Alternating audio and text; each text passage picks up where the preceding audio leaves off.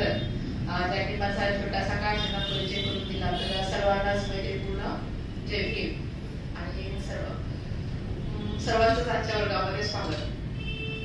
खरं तर आजचा वर्ग जो आहे जनरल वर्ग, मला अपेक्षा येत होती आलो तेव्हा की एवढे लोक असतील कमीत कमी, कारण उपस्थिती बघत असताना असं वाटलं सुरुवातीला आम्ही 3 जण होतो, नंतर 4 जण वाढलो.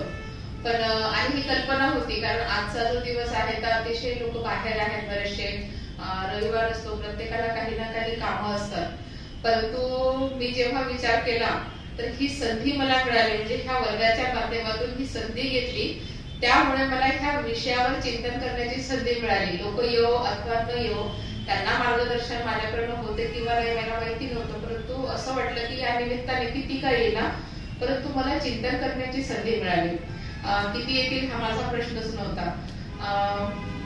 या वर्गामध्ये जो अभ्यास सुरू आहे सध्या की डॉक्टर बाबासाहेब आंबेडकर यांच्या जीवनात विविध पैलूंवर मार्गदर्शन सुरू आहे, विविध पैलूंवर प्रकाश टाकला जातो आहे आणि खूप चांगल्या पद्धतीने त्याला प्रतिसाद येतो आहे. काही जे आपले धर्म बांधव आहेत त्यांनी खूप चांगल्या प्रकारे वेगवेगळ्या त्यांच्या पैलूंवर मार्गदर्शन करत आहेत किंवा प्रकाश टाकत आहेत. तर बाबासाहेबांना अशा एका पैलूवर बाबासाहेबांच्या मला चिंतन करायला संधी मिळाली आणि मला त्याचा आनंद होत आहे. मी विचार करत होते की बाबासाहेबांच्या कोणत्या अशा गोष्टीवर आपण चिंतन केलं पाहिजे, बाबासाहेबांचा कोणता पैलू आहे. तर मला एक असं वाटलं की बाबासाहेब आपण नेहमीच बघतो की बाबासाहेब विद्वान होते, प्रज्ञावान होते, बाबासाहेबांनी खूप स्ट्रॉंग होते, कडक होते नाही का. तर हे वेगवेगळे जे पैलू आहेत ते बघत आहोत आपण. कलात्मक होते, बाबासाहेबांचा आपण अशा प्रकारे बघितलेला आहे आणि मला असं वाटलं की बाबासाहेबांचं भावनिक अंग सुद्धा आपण बघितलं पाहिजे आणि म्हणून मग मला असं वाटलं बाबासाहेबांच्या भावनिक अंगावर आपण बोलावं. आणि हे मला इथून सुचलं की बाबासाहेबांचा जो भंते संघरक्षित जे आहे, तर भंते संघरक्षित यांनी वैजापूर येथील हे जे जानेवारीमध्ये 1982 ला भाषण दिलं होतं, त्याच्यामध्ये बाबासाहेबांच्या या भावनिक अंगावर त्यांनी प्रकाश टाकलेला आपल्याला बघायला मिळतो.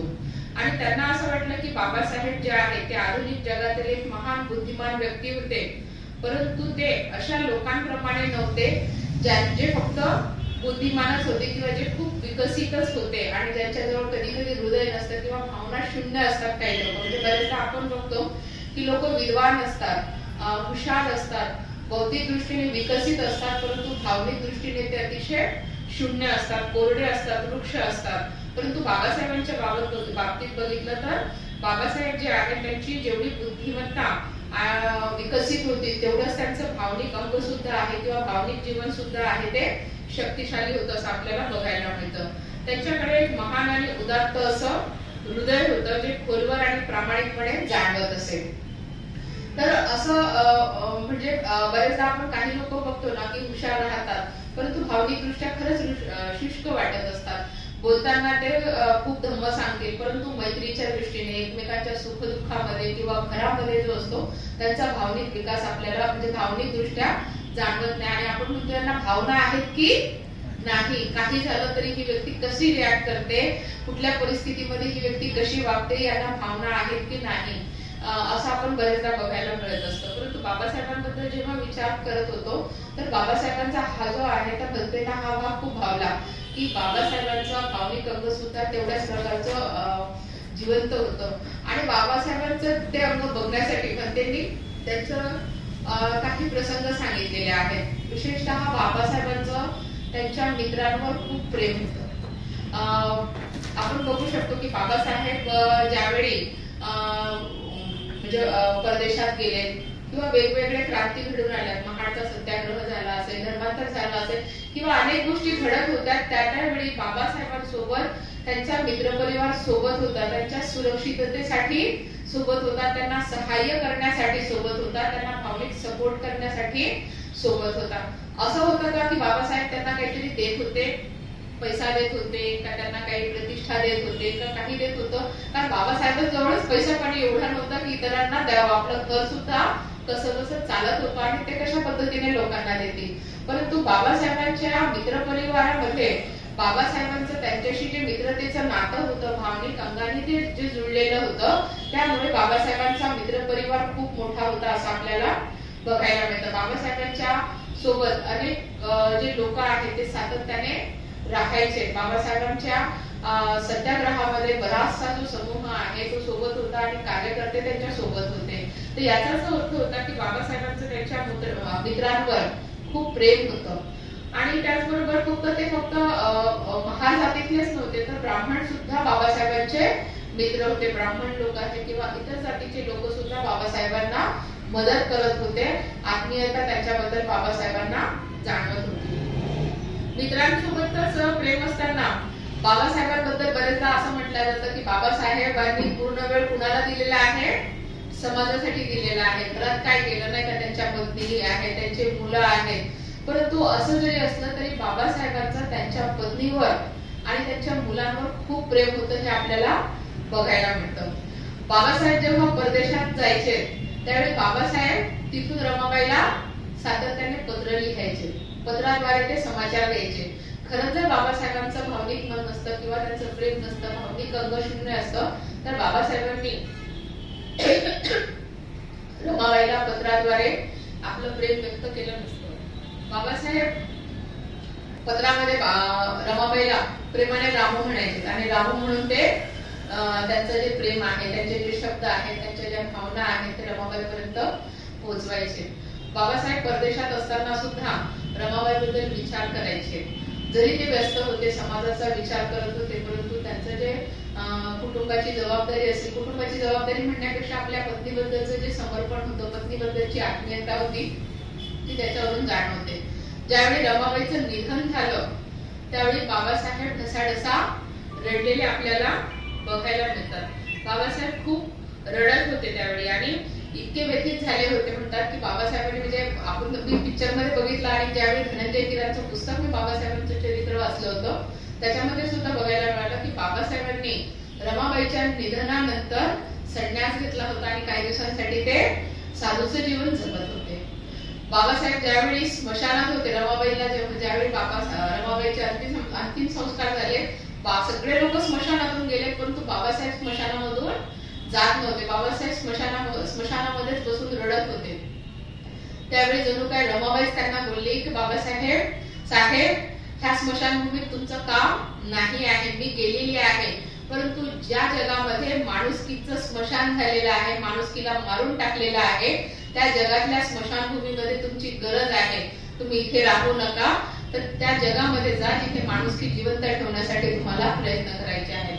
आणि तिथेच रमाबाईने जणू काही बाबासाहेबांना प्रेरणा दिली त्या स्मशानभूमीतून जाण्यासाठी. एवढं अतोनात प्रेम बाबासाहेबांचं रमाबाईवर होतं. शेवटच्या क्षणापर्यंत बाबासाहेबांनी रमाबाईसाठी त्यांना असं वाटलं की मी काहीच करू शकलो नाही, परंतु शेवटच्या क्षणामध्ये त्यांचं प्रेम जे आहे कधी कधी आपल्याला असं वाटतं की जवळ बसलं, बोललं, त्याच्यामधूनच प्रेम असतं. आपल्याला काहीतरी वस्तू देत गेल्या, सुख मिळत गेलं, तेच प्रेम असतं. परंतु भावनिक दृष्ट्या खऱ्या अर्थाने बाबासाहेबांचं रमाबाईवर प्रेम होतं आणि रमाबाईंसाठी सुद्धा ते खूप तळमळत होते आणि बरेच दिवस ते रमाबाईच्या याच्यानंतर संन्यास घेतला होता त्यांनी आणि रडत होते. बाबासाहेबांच्या अनेक बाबासाहेबांच्या मुलांचा मृत्यू झालेला आपल्याला बघायला मिळतो. बाबासाहेबांचे मुलांचा मृत्यू होत असताना रमाबाई इकडे एकट्या त्याला सामोरे जात होत्या, कारण बाबासाहेब कधी कधी परदेशात राहायचे.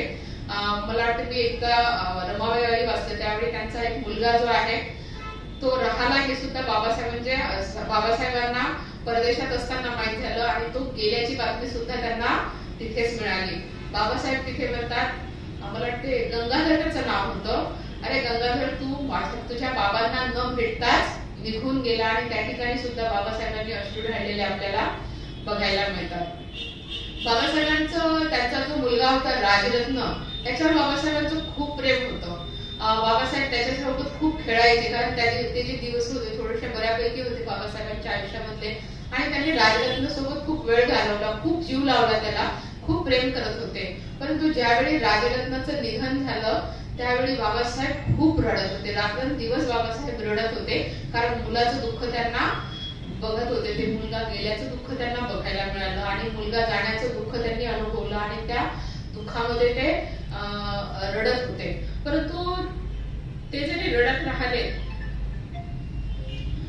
तरी ते रडत असताना आपल्या ज्या जबाबदाऱ्या आहेत, आपली जी समाजाबद्दलची जबाबदारी आहे ते विसरले नव्हते. पण ह्या जे प्रसंग सांगण्यामागचं एक कारण आहे की बाबासाहेब भावनिक होते आणि ते आपल्याला ह्या प्रसंगांमधून बघायला मिळते. इतर लोकांबद्दल त्यांच्या मनामध्ये करुणा होती आणि तीच करुणा आपल्याला अशी बघायला मिळते की बाबासाहेब ज्यावेळी बडोदे सरकारकडे नोकरी करत होते, बडोद्याला जात होते, त्यावेळी बडोद्यामध्ये बाबासाहेबांना ज्यावेळी तिथून काढण्यात आलं, घर मिळालं नाही आणि बाबासाहेब तिथून निघून गेले. अख्खा प्रसंग मी सांगणार नाही तिथला, परंतु बाबासाहेबांना ज्यावेळी त्या पाचही लोकांनी तिथून काढून टाकलं, बाबासाहेबांना दुसरी जागाही मिळाली नाही, त्यावेळी बाबासाहेबांनी सामान घेतलं आणि एका झाडाखाली बसून बाबासाहेब ओक्साबोक्शी रडत होते. आणि त्या ठिकाणी बाबासाहेबांनी प्रतिज्ञा केली की मी एवढा म्हणजे त्यांना ते जाणवलं की मी एवढा शिक्षित आहे, मी एवढा शिकलेला असून उच्च शिक्षित आहे, परदेशात जाऊन आलेलो असताना सुद्धा माझी अशी परिस्थिती आहे, मला आजही लोक राहायला जागा देत नाही आहे, मला नोकरीच्या ठिकाणी कशा प्रकारची वागणूक मिळत आहे. आपण बघितलेलं असेल की बडोदे सरकारमध्ये ते जेव्हा काम करत होते तेव्हा त्यांच्यावर फायली फेकून दिल्या जायच्या, त्यांच्या टेबलवर फायली फेकून दिल्या जायच्या. त्यांनी ज्या माठाला स्पर्श केला तो माठ तिथून काढून टाकला गेला, किंवा गोमूत्र शिंपडून जे आहे ते पूर्णपणे ऑफिस जे आहे ते स्वच्छ करण्यात आलं. बाबासाहेब यायच्या आधी ते जे चालायची जी दरी असते ती गुंडाळून ठेवल्या जायची आणि क्लब मध्ये सुद्धा किंवा हॉटेलमध्ये सुद्धा त्यांना जर चहा प्यायचा असेल तर एका कोपऱ्यात बसून दुसऱ्या कपामध्ये त्यांना चहा दिला जायचा. अशा प्रकारची भेदभावाची विचित्र आणि अमानुषतेची वागणूक बाबासाहेबांसारख्या उच्च शिक्षित माणसाला मिळाली आणि बाबासाहेबांना असं वाटलं की ही वागणूक मला मिळत आहे, मी शिकलेला आहे, मी सगळा म्हणजे उच्च शिक्षित आहे, सगळ्या गोष्टी माझ्याकडे असताना जर माझी अशी परिस्थिती आहे तर माझ्या समाजाची परिस्थिती कशी असणार. माझा समाज तर शिकलेला नाहीये, शिक्षणाचं त्याला लवलेशही नाहीये. आणि त्या ठिकाणी बाबासाहेबांनी असं म्हणतात की त्या भूमीवर म्हणजे त्या झाडाखाली रडलेत आणि बाबासाहेबांनी तिथे संकल्प केला, मी जर माझ्या समाजाचा उद्धार करू शकलो नाही तर मी स्वतःला गोळी मारून ठार करेन. मी जर माझ्या समाजाचा उद्धार करू शकलो नाही तर माझ्या स्वतःला मी गोळी मारून ठार करेन. ही काय आहे बाबासाहेबांची, की बाबासाहेबांचं भावनिक आपल्या समाजासाठी असलेलं प्रेम दिसून येतं, भावनिक करुणा म्हणजे बाबासाहेबांची करुणा दिसून येते, बाबासाहेबांचं प्रेम दिसून येतं, बाबासाहेबांच्या हृदयामध्ये जी तळमळ होती ती आपल्याला तिथून त्या एका वाक्यामधून त्या संकल्पामधून दिसून येतं. आणि त्याच जागेला नंतर संकल्पभूमी बडोद्यामध्ये त्या ती जी जागा आहे त्याला संकल्पभूमी असं नाव देण्यात आलेलं आहे. आणि आता खूप सुंदर तिथलं तिथे ती जी जागा आहे ती तयार केलेली आहे, परंतु बाबासाहेबांचं नाव त्या जागेची संकल्पभूमी म्हणून त्या जागेला नाव देण्यात आलेलं आहे. तर इथून बाबासाहेबांची जी करुणा आहे, जे भावनिक अंग आहे ते बघायला मिळतं. बाबासाहेबांनी म्हणजे कधी कधी आपण म्हणतो ना आपण भावनिक असतो पण आपण कुणाप्रती असतो फक्त आपल्या घरापुरतं, आपल्या नातेवाईकांबद्दल आपल्याला वाटत असतं, परंतु समाजामध्ये जे काही घडत असतं त्याच्याबद्दल आपल्याला कुठल्याही प्रकारची जाणीव नसते. हे वाचत असताना मला म्हणजे याचं जेव्हा मी चिंतन करत होते तर मला असं वाटलं त्या दिवशी म्हणजे सकाळचा आईने टीव्ही लावला आमच्या घरी माझ्या सासूबाईंनी आणि त्याच्यामध्ये काही बातम्या दाखवत होते की ज्याच्यामध्ये कसं अमानुषपणे एका पतीने पत्नीला मारलं किंवा कशा प्रकारे काही गोष्टी घडत आहेत. तर मी आईला म्हटलं आई बंद करा, काय मारामारी गुन्हेगारी बघताय म्हटलं आपण नाही का कशा कशा. पण मला असं वाटलं की हे बघत असताना मी कसा प्रतिसाद दिला पाहिजे होता. ह्या गोष्टी घडत आहेत, जगामध्ये घडत आहेत, आपण म्हणतो आपण काय करू शकतो, नुसतं चर्चा करतो, परंतु ह्या गोष्टींना ह्या ज्या होणाऱ्या घडामोडी आहेत तिथे आपण कसा प्रतिसाद दिला पाहिजे.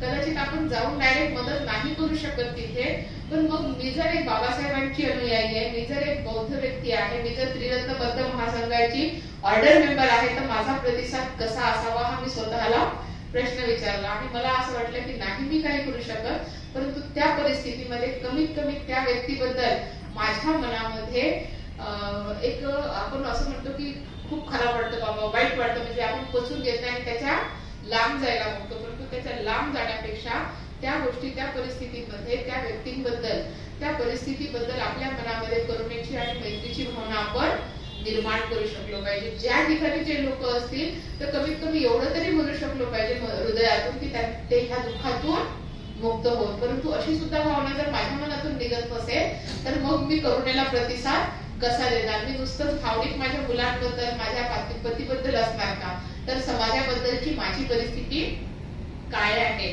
आणि म्हणूनच म्हणजे हा प्रश्न मला असं वाटला ज्यावेळी मी हे चिंतन करत होती, बाबासाहेबांचे हे अंग बघत असताना मी जेव्हा अंतर्मुख झाली तर मला असं वाटलं की मी इथे कमी पडत आहे. आणि बाबासाहेबांचं जेव्हा बघतो आपण तर बाबासाहेबांनी ज्यावेळी बघितलं की आपल्या लोकांना हालअपेष्टा सहन करावा लागत आहे, सार्वजनिक विहिरीतून पाणी घेऊ दिले जात नाही, नवीन कपडे सुद्धा घालू दिले जात नाही. नवीन ज्यावेळी कपडे घेतले जायचे तेव्हा काय करायचे, ते चिखलात भिजवायचे आणि मग आपल्याला दिले जायचे, मग ते आपण धुवायचे आणि घालायचे. म्हणजे नवीन कपडे सुद्धा आपल्या लोकांनी घालायचे नव्हते. आजची परिस्थिती कशी आहे, आज आपण दुकानांमध्ये, ऑनलाईन, मॉल मध्ये पाहिजे तसे कपडे घेतो आणि डायरेक्ट घालून येतो आपण. खूप चांगली परिस्थिती निर्माण झालेली आहे बाबासाहेबांमुळे आपल्या जीवनामध्ये. परंतु ह्या अंगाकडे बघत असताना आपण हे पण बघितलं पाहिजे की ही गोष्ट कशी निर्माण झालेली आहे. कुणाच्या तरी म्हणजे कुणाच्या तरी प्रयत्नांमुळे, कुणाच्या तरी त्यागामुळे आपल्याला ह्या गोष्टी बघायला मिळत आहे, कुणाच्या तरी बुद्धीमुळे, त्यांच्या भावनिक याच्यामुळे आपल्याला ह्या गोष्टी बघायला मिळत आहेत. बाबासाहेबांनी बघितलं की जेव्हा पाणी नव्हतं त्यावेळी विहिरीतून पाणी मिळत नाही, त्यावेळी बाबासाहेबांनी कुठला सत्याग्रह केला, महाडचा सत्याग्रह केला आणि ते महाडचं 14 तळ सगळ्यांसाठी खुलं करून दिलं. आज आपल्याकडे नळाचं नाही, आपल्याकडे फिल्टरचे पाणी आहे.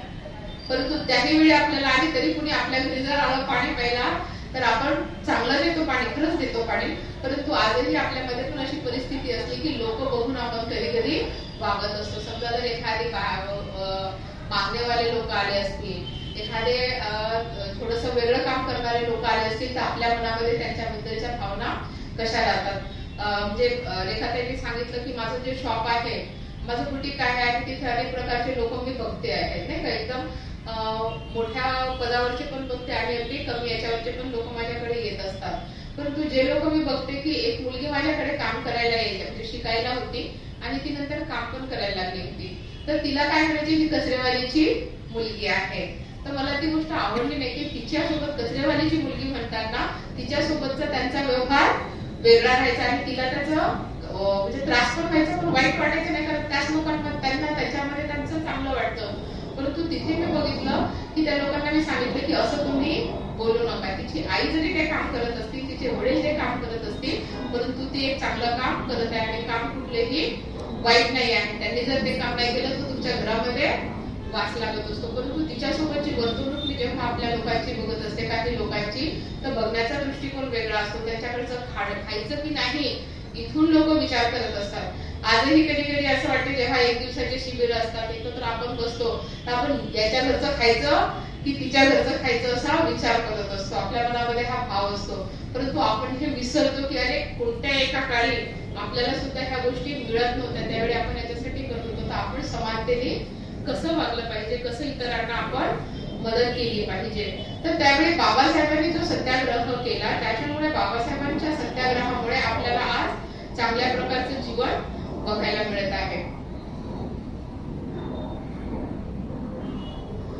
असं म्हणतात आपल्याला चांगलं अन्न खाऊ देत नव्हते, आपल्याला दागिने परिधान करण्याचा सुद्धा अधिकार नव्हता. आणि या सर्व अन्याय आणि अमानुषतेची जाणीव बाबासाहेबांना तीव्रपणे झाली आणि त्यांनी ठरवले की या दुःखी अन्यायग्रस्त लोकांना मदत केली पाहिजे आणि दुःखातून मुक्त केले पाहिजे. मग हा भाग जो होता, तर हा भाग तिथेच होऊ शकतो ज्याच्या मनामध्ये भावनिक अंग असतं, ज्याचं हृदय भावनिक असतं, नाही का, की तोच व्यक्ती मदत करू शकतो. आपण म्हणतो ना की बुद्धत्वाचे 2 पैलू असतात, करुणा आणि प्रज्ञा. फक्त जर प्रज्ञा असेल तरी तो बुद्धत्व प्राप्त होऊ शकत नाही, केवळ करुणावान असेल तरी ते बुद्ध होऊ शकत नाही. कारण प्रज्ञा आणि करुणेची सांगड घातलेली असली पाहिजे. प्रज्ञा आणि करुणा हे जे बुद्धत्वाचे 2 पंख आहेत. तर बाबासाहेबांनी ही जी करुणा होती, त्यांची जी ही भावनिक तळमळ होती की लोकांना आपल्या उन्नतीसाठी मदत केली पाहिजे, त्यांच्या उन्नतीसाठी मदत केली पाहिजे. त्यांचा जो आयुष्य होतं त्यांनी त्यांच्या उन्नतीसाठी खर्च केलं. त्यांच्याजवळ जो काही पैसा आला तो त्यांनी समाजाच्या विकासासाठी अर्पण केला. पण कशाच्या बेसवर? प्रज्ञेच्या बेसवर केला. प्रज्ञा त्यांना प्रज्ञासोबत होती. ते एवढे शिक्षित झाले, एवढे विद्याविभूषित झाले की त्यांनी त्याच्या जोरावर त्यांच्या भावनिक अंगाला प्रतिसाद दिला आणि आपल्या लोकांना अन्यायातून मुक्त केले. ते जे जीवन होतं आपल्याला त्याच्यामधून त्यांनी बाजूला केलेला आपल्याला बघायला मिळतात. आणि म्हणूनच बाबासाहेबांना असं म्हणतात की बोधिसत्वाप्रमाणे बाबासाहेब जीवन जगले आणि म्हणून त्यांना बोधिसत्व डॉक्टर बाबासाहेब आंबेडकर असं म्हणतात. आपण अनेक बोधिसत्व बघत असतो, बरेचदा म्हणजे खूप बोधिसत्व आपल्याला माहिती नाही, परंतु तिबेटमध्ये वगैरे जेव्हा जातो तर बोधिसत्व बुद्धगयेला पण आपण बघितलेलं आहे. तारेची मूर्ती आपल्याला बघायला मिळते.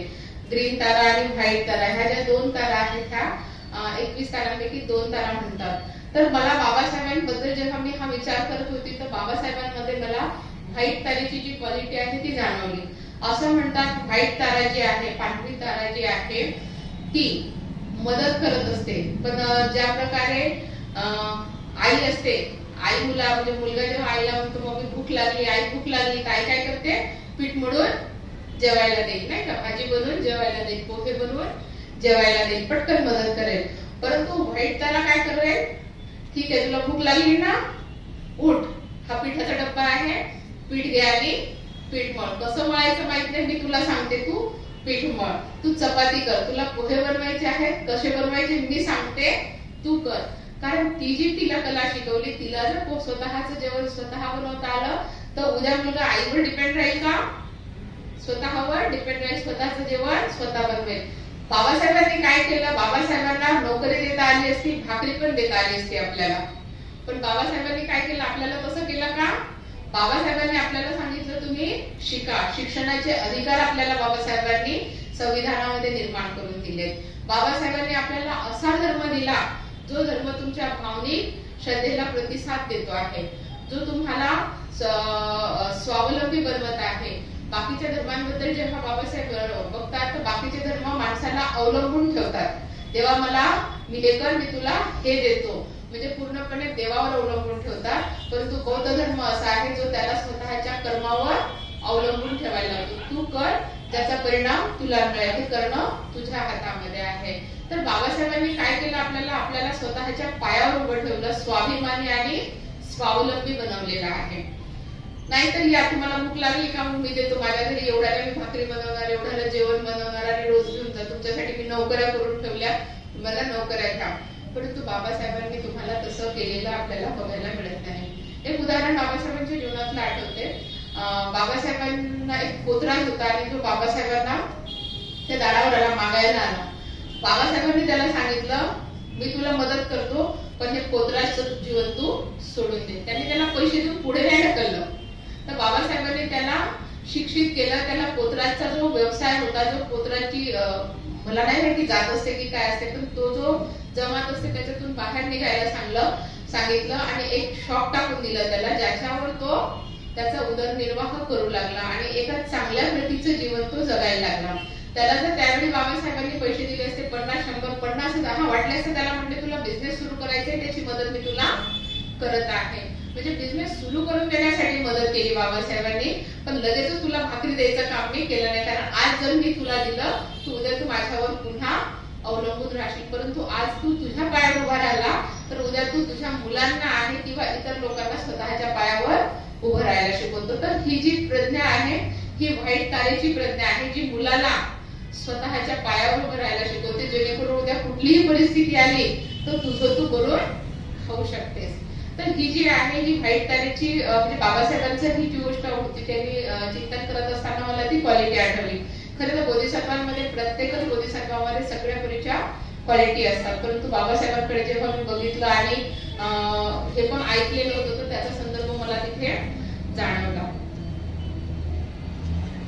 बाबासाहेबांमध्ये आपण बघतो की दोन्ही गोष्टींची सांगड बाबासाहेबांनी घातलेली आपल्याला बघायला मिळते. बौद्धिक सामर्थ्य आणि भावनिक संवेदना, ह्या दोन्हीची सांगड बाबासाहेबांनी घातलेली आहे.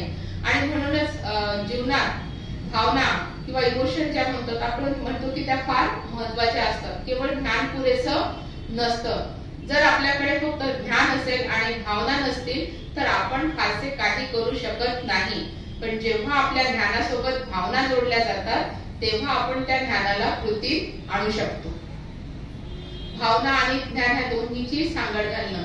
समजा जर बाबासाहेब शिकलेले नसते तर कितीही भावना वाढल्या असते तरी काही करू शकले असते का, नसते. पण बाबासाहेबांजवळ ते बुद्धिमत्ता होती की ह्या गोष्टीला मी कशा प्रकारे बसू शकतो माझ्या भावनिक अंगाला, किंवा समजा जर माझा समाज अन्याय सहन करत आहे तर त्याच्यातून मी त्यांना कशा प्रकारे बाहेर काढू शकतो. सोपी गोष्ट नव्हती भारतामध्ये एवढ्या मोठ्या जाती जमाती असलेल्या लोकांना एका याच्यामध्ये बसवणं, परंतु भारताचं संविधान असं आहे ज्याच्यामध्ये बाबासाहेबांनी खूप चांगल्या प्रकारे सगळ्याच गोष्टींना बसवलेला आहे, सगळ्याच प्रकारच्या फ्लेक्झिबिलिटी दिलेली आहे. ही गोष्ट साधी होती का?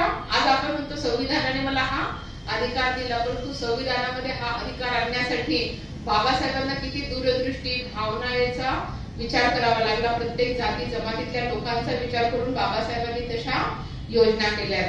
बाबासाहेब दुसरं आणखी मला असं वाटलं की बाबासाहेबांचं जेव्हा धर्मांतर केलं, बाबासाहेबांनी बौद्ध धर्म निवडला, तर बरेचदा असं म्हणतात की कदाचित बाबासाहेब बिना धर्माचे का नाही राहिले, परंतु व्यक्तीला भावनिक प्रतिसाद आपली श्रद्धा व्यक्त करण्यासाठी खरंच धर्माची गरज असते.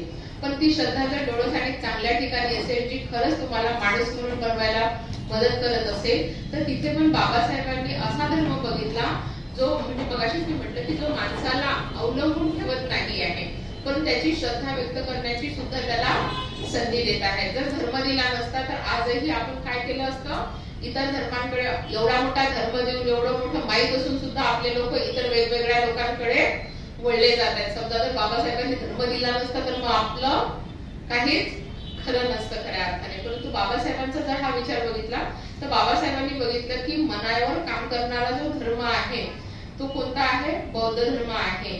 बुद्धीचा आणि भावनेचा विकास करणारा धर्म आहे. कारण असा धर्म कोणता असू शकतो जो नैसर्गिक आपली जी उच्च उत्क्रांती आहे, आपली जी विकसित रूप आहे त्याला विकसित करण्यासाठी. कारण एखाद्या गोष्टीचं विकसित होण्यासाठी आपण भौतिकदृष्ट्या विकसित झालो असतो, परंतु मानसिक दृष्ट्या विकसित होण्यासाठी आपल्याला खऱ्या अर्थाने बौद्ध धर्मावर डिपेंड राहण्याची गरज आहे. कारण जर आपण बौद्ध धर्माचा अभ्यास केला, विचार केला, तर भावनिक दृष्ट्या सुद्धा आपण सक्षम होऊ शकतो. पुढे बाबासाहेब असं म्हणतात की सामान्य जीवनात सुद्धा जर तीव्र भावना नसतील तर आपण काही साध्य करू शकत नाही, आणि हेच आपल्या धम्मजीवनातही लागू होते. आपण जेव्हा धम्मजीवन जगत असतो तेव्हा आपल्याला भावनिक वाटलं पाहिजे की मी काहीतरी केलं पाहिजे, याची इच्छा तोपर्यंत निर्माण होत नाही जोपर्यंत श्रद्धा निर्माण होत नाही, मनातून वाटत नाही. ज्यावेळी आपल्या मनातून खूप इच्छा असते ना त्यावेळी मार्ग निघत असतात. आध्यात्मिक जीवन जगण्यासाठी सुद्धा तसंच आहे. वर्ग असू द्या, मेडिटेशन असू द्या, शिबिर असू द्या, किंवा चांगलं वागणं असू द्या, हे येण्यासाठीच नाही बोलत, परंतु एखादी गोष्ट कृती करायची असेल, दान जरी द्यायचं असेल आपल्याला, तरी त्याच्यासाठी काय पाहिजे? मन तयार पाहिजे ना. मन तयार नसेल तर तुम्ही दान देऊ शकता का? मग ते जबरदस्तीने दान दिल्यासारखं होते. परंतु मनातून जर ती भावना आली ना की मला दान दिलं पाहिजे आणि ती चांगली भावना आहे, तर तुमच्याजवळ काय आहे काय नाही याचा विचार तुम्ही करत नाही, तुमच्याजवळ किती आहे याचाही विचार करत नाही. ते जे म्हणतात ना की ताटातलं एवढं सुद्धा आपण देऊ शकत असतो. तर तशा प्रकारे जो आध्यात्मिक जीवन जगत असतो आपण, तर आध्यात्मिक जीवनामध्ये भावनिक अंग खूप महत्वाचं असतं. नाहीतर आपण केवळ बौद्धिक दृष्ट्या विकास करू, बौद्धिक दृष्टीने आपल्याला ध्यानामध्ये मैत्री करून आपण बौद्धिक खूप सांगू, परंतु त्याचा आपण जर अनुभव घेतला नाही तर तो धार्मिक जीवनाला कुठल्याही प्रकारचं महत्व राहत नाही. कारण धम्म काय सांगितलेलं आहे? मैत्री करुणामध्ये तर ह्या गोष्ट प्रत्यक्ष अनुभवण्याच्या गोष्टी आहे. तुम्हाला भावनिक दृष्ट्या म्हणजे तुम्हाला बौद्धिक दृष्ट्या कितीही सांगितलं की ध्यानाची जी अवस्था आहे, एकरूपतेची जी अवस्था आहे, किंवा दान दिल्याने असं आनंद होतो किंवा असं समाधान वाटलं, पण तुम्ही किती सांगेल की मी दान दिल्यामुळे मला हे वाटलं तर तुम्ही म्हटलं हो का खूप छान भावना आहे, पण तुम्ही ती अनुभवणार कधी? कधी अनुभवणार? ज्यावेळी आपल्याकडचं कुणाला तरी देता आणि त्यावेळी तुम्हाला कोणत्या फिलिंग्स होतात, भावना निर्माण होतात, त्यावेळी तुम्हाला ती भावना समजेल ना. काहीच समजणार आहे? समजा गुलाबजामुन आहेत, गुलाबजामुन खूप सुंदर लागतात, गोड लागतात, हे फक्त गुलाबजामुन बघून आपण सांगू शकतो का? गुलाबजामुन गोड आहे ते करायसाठी तुम्हाला काय करावं लागते? खाऊन बघावं लागते ना. नाही बनवलेले आहेत तुमच्या जवळकडे गुलाबजामुन गोड आहेत, गुलाबजामुन छान आहे, हा खाऊन बघावं लागेल, तेव्हा तुम्हाला त्याची जी फिलिंग आहे ती खाण्याची फिलिंग ती तेव्हा समजेल. मग धम्म नुसतं विहारात ऐकून पुस्तकात वाचून समजेल का? त्याचा अनुभव कसा घेणार? ती कृती करून बघाल ना. समजा खोटं बोलायची सवय आहे, पण जर सांगितलेलं आहे की नेहमी सत्य बोलावं, आणि सत्य बोलल्यावर काय होते, कोण एवढं सत्य बोलते आपण असं म्हणतो, पण ज्यावेळी एखाद्या कठीण परिस्थितीत सुद्धा मी खरं बोलते, तो जो आनंद आहे तो कधी मिळेल तुम्हाला? करून बघितल्याशिवाय मिळणार का? नाही. लोभावर काम जोपर्यंत तुम्ही करत नाही तेव्हापर्यंत तो लोभ सोडल्याचा आनंद तुम्ही बघू शकाल का? नाही. वैरावर मैत्री करा म्हणतात, काही पण सांगतात बौद्ध धर्म, जशाच तसंच वागावं लागते, आजच्या जगात तसं वागून जमत नाही असं म्हणणारे जास्त आहेत. परंतु शत्रू सोबत सुद्धा मैत्रीने वागावं असं सांगणारा बौद्ध धर्म आहे. परंतु वैरी असू द्या किंवा शत्रू असू द्या, त्याच्याबद्दल आपल्या मनामध्ये मैत्रीची भावना ज्यावेळी विकसित होते आणि तो द्वेष कमी होतो, त्यावेळेस तो आनंद कुणाला समजणार आहे? ती भावना रिलॅक्स फील होतो तुम्हाला. अरे आपल्या मनामध्ये कुणाबद्दलचा द्वेष नाही, जो होता तो सुटला. जसं गटार तुंबलेलं असतं की नाही, गटार तुंबलेलं असतं त्याचा काय होत असतो? मग वास येत असतो. आणि ज्यावेळी गटार सोडलं जातं त्यावेळी कसं होतं? वास पण जातो आणि घाण सगळी निघून जाते. तशा आपल्या मनामधले लोभ, द्वेष, मोह ह्या भावना जोपर्यंत जात नाही तोपर्यंत आपली एनर्जी काय असते त्या गोष्टींमध्ये ब्लॉक असते. तोपर्यंत आपण दुसऱ्या गोष्टीचा विचारच करू शकत नाही. मग त्या भावनेचा निचरा झाला पाहिजे, ती भावना आपल्या मनामधून निघून गेली पाहिजे. तोपर्यंत तुम्हाला चांगल्या भावना बघता येते. आणि ही गोष्ट काय आहे? ही भावनिक अंगाशी संबंधित आहे. याच्यावर तुम्हाला भावनिक दृष्टीने काम करावं लागतं. आणि ह्या धर्मजीवनामध्ये ह्या भावनिक अंगाचं खूप महत्व आहे. आपण गोष्टी सोडून देतो म्हणतो, परंतु गोष्टी धरून ठेवतो. धरून ठेवल्या की त्या जवळ, पण सोडल्या की मोकळ्या होतात. तर अशा प्रकारे धर्मजीवनामध्ये याचा जो आहे तो आपल्याला अनुभव बघायला मिळत असतो. त्यासाठी असं म्हणतात की सर्वप्रथम आपल्याला धर्माबद्दल एक भावना, एक ओढ निर्माण झाली पाहिजे. फक्त पुस्तकं वाचून बौद्ध धर्माचे ज्ञान मिळवून धर्माला अनुभवू शकत नाही, तर आपण धर्माला आपलं हृदय जे आहे ते अर्पण केलं पाहिजे. बाबासाहेबांना आपल्याला काय वाटते? बाबासाहेबांनी कुठे धर्मजीवन जगलं नाही का? बाबासाहेब तर नुसतं समाजकार्य करत होते, पुस्तकं लिहित होते, सत्याग्रह करत होते. आणि बाबासाहेबांनी अगदी त्यांच्या महापरिनिर्वाणाच्या म्हणजे त्यांच्या मृत्यूच्या किती वेळ आधी बौद्ध धर्म स्वीकारला? 6 आठवड्याने. मग बाबासाहेब तेवढं धर्मजीवन जगलेत का 6 आठवड्याचं? मग आधीपासून बाबासाहेबांचं धर्मजीवन जे होतं ते जगणं सुरू होतं. फक्त कमिटमेंटची कृती त्यांनी ती नंतर केलेली आपल्याला बघायला मिळते. कारण ह्या गोष्टी बाबासाहेबांचं धर्मजीवन, बाबासाहेबांचं आचरण आपल्याला प्रत्येक गोष्टीत दिसून येत असतं. आपल्याला उशीवर बसून ध्यान करावं लागतं, त्याच्याशिवाय आपलं चांगलं कर्म होत नाही. परंतु बोधिसत्व जो आहे तो प्रत्येक कृती करत असताना काया, वाचा आणि मनाने अवेअर असतो. आपल्याला काय म्हटलं जातं? ध्यान ही प्रत्यक्ष पद्धत आहे ध्यान करण्याची, म्हणजे उशीवर बसून ध्यान करण्याची प्रत्यक्ष पद्धत आहे मनावर काम करण्याची. परंतु जेव्हा आपण उशीवरून उठतो त्यावेळी सुद्धा आपण आपल्या काया, वाचा आणि मनाकडे बघितलं पाहिजे. परंतु बोधिसत्व जो असतो तो प्रत्येक काम करत असताना त्याच्या भावना, त्याचा उद्देश बघत असतो. बाबासाहेब रात्रंदिवस वाचन करत होते. हे काय होतं? एकाग्रतेचं प्रतीकच होतं. ध्यान साधनाच होती ना ती. एखाद्या गोष्टीमध्ये तल्लीन होणं, त्याला अनुभवणं, हे काय होतं? ध्यान साधना होती. इतरांच्या सुखासाठी, कल्याणासाठी स्वतःला झोकून दिलं ही काय होती? करुणेची अभिव्यक्ती होती त्यांची. त्याच्यात तिथे स्वरूप आपल्याला ती बघायला मिळत आहे. आणि बाबासाहेबांनी कधीही, बाबासाहेब असं म्हणतात की ह्या जगात सगळ्यात जास्त द्वेष करणार कुणाचा केला जात असेल तो कोण आहे? मी आहे. म्हणजे बाबासाहेबांना माहित होतं की माझा द्वेष करणारे ह्या जगात सगळ्यात जास्त लोक आहेत.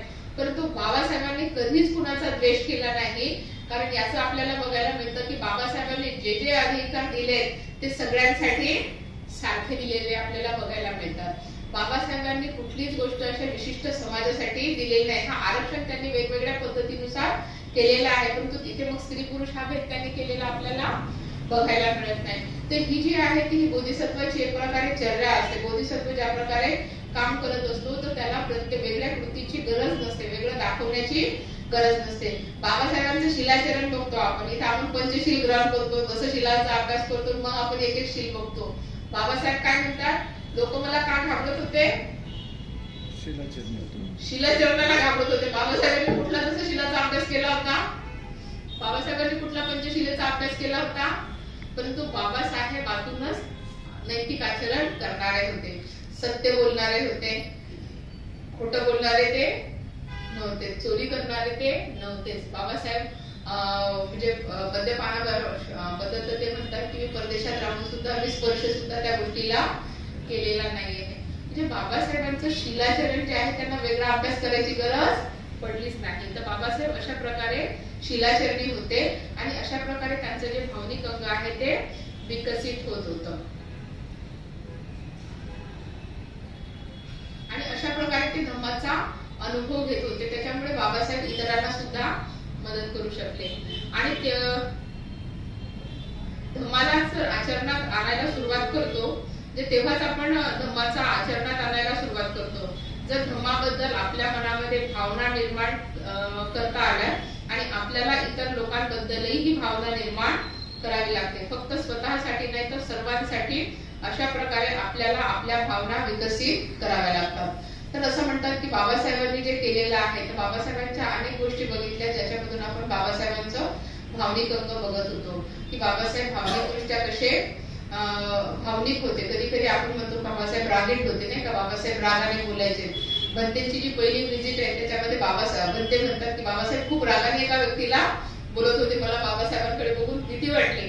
परंतु ते बोलण्यामागचं बाबासाहेबांचं उदाहरण होतं की अरे एका बौद्ध चळवळीचा अध्यक्ष कोण आहे, ब्राह्मण आहे, याच्याबद्दल बाबासाहेबांना संताप आला होता. परंतु बाबासाहेबांचं जर आपण जीवन बघत आहोत तर बाबासाहेबांच्या जीवनामध्ये भावनिक आणि बौद्धिक दोन्ही लोकांचं बाबासाहेबांनी काय केलेलं आहे, सांगड घातलेली आपल्याला बघायला मिळत आहे. आणि बोधिसत्व कुणाला म्हणतात, जो स्वतः आचरण करतो आणि स्वतः सोबत इतरांना सुद्धा मदत करत असतो. इतरांना मदत कोण करू शकतो, जो भावनिक दृष्ट्या इतरांचं दुःख समजून घेऊ शकतो. तू दुःखी आहेस याच्याबद्दलची भावना जर माझ्या मनामध्ये असेल, मला जर त्याचं दुःख होत असेल तर त्या दुःखाबद्दल मी जाणीव निर्माण होऊ शकते. आणि भावनिक दृष्ट्या माणूस कोरडा जर असेल तर त्याला काहीही फरक पडत नाही. आपण म्हणतो ना कधी कधी काय शुष्क माणूस आहे, किती कोरडा माणूस आहे, याला काहीच कसं वाटत नाही, म्हणजे दगडाला पण पाजर फुटेल पण याला का फुटत नाही, कारण तो भावनिक दृष्ट्या शुष्क झालेला असतो. परंतु बाबासाहेबांकडे जर बघितलं तर बाबासाहेबांचं त्यांच्या पत्नीवरचं प्रेम आहे, त्यांच्या मुलांवर असणारं प्रेम आहे आणि त्याचबरोबर समाजावर असणारं प्रेम आहे, समाजाबद्दल असणारी आपली बांधिलकी आहे, समाजातल्या लोकांवर होणाऱ्या अन्यायाबद्दल त्यांच्या मनामध्ये तो म्हणजे त्या अशा भावना निर्माण झाल्या की यांचं काय होईल, आणि त्या भावनेला त्यांनी योग्य प्रतिसाद दिला आणि योग्य मार्गाने त्याच्यावर त्यांनी काम केलं. नुसतंच अरेरे करून जमत नाही, तर तिथे त्यांनी प्रत्यक्ष कृती केली आणि म्हणूनच बाबासाहेबांना म्हणजे बाबासाहेबांना करुणावान सुद्धा आपण म्हणतो, महाकारुणिक आपण भगवान बुद्धांना म्हणतो. परंतु बाबासाहेबांमध्ये सुद्धा करुणा आणि प्रज्ञा ह्या दोन्ही गोष्टीच्या सोबत होतं आणि करुणा असण्यासाठी भावनिक अंग जे आहे आपलं ते सक्षम असतं, भावनिक असणं आपण खऱ्या अर्थाने गरजेचं असतं. तर मला असं वाटतं आजच्या दिवशी आपण मला ऐकून घेतलं त्याबद्दल आपले सर्वांचेच मी खूप खूप आभार मानते, पुनरानुमोदन करते. आणि ह्या निमित्ताने मी थोडंसं बाबासाहेबांच्या भावनिक अंगाबद्दल थोडंसं चिंतन केलं. तर आयोजकांनी मला एक प्रकारे संधी दिली आणि तुम्ही पण संधी दिली, त्याबद्दल तुमचे खूप खूप आभार मानते आणि इथेच थांबते. ती घड्याळ मागे आहे कारण आपण सुरू आपल्या घड्याळानुसार केलं होतं बोलते त्याच्यामुळे मी तिकडे बघत नाहीये. तर इथेच थांबते. सर्वांचे खूप खूप धन्यवाद.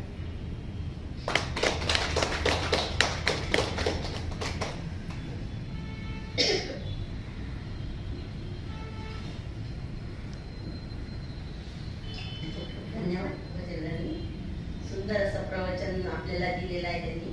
बाबासाहेबांचे पैलू त्यांनी आपल्यासमोर मांडलेले आहेत. त्यांचे भावनिक प्रतिसाद कसा देत होते ते आपल्याला सांगितले. अनेक उदाहरणं त्यांनी दिले त्यांच्या मुलांचे, रमाबाईचे, आणि त्यांची प्रज्ञा कशी होती त्याबद्दल पण त्यांनी आपल्याला छान प्रकारे सांगितलेलं आहे. आणि एखाद्या उदाहरणातून आपण बुद्धिझम आपल्या ह्याच्यामध्ये कसा उतरवला पाहिजे, कसा आपण त्याचा विकास केला पाहिजे, कशी आपण आपल्या ह्याच्यातली पण करुणा आणि आपण बघितली पाहिजे, हे सुद्धा त्यांनी त्यांच्या उदाहरणातून सांगितलेलं आहे. तर पुन्हा एकदा आपण त्यांचे जोरदार टाळ्या वाजवून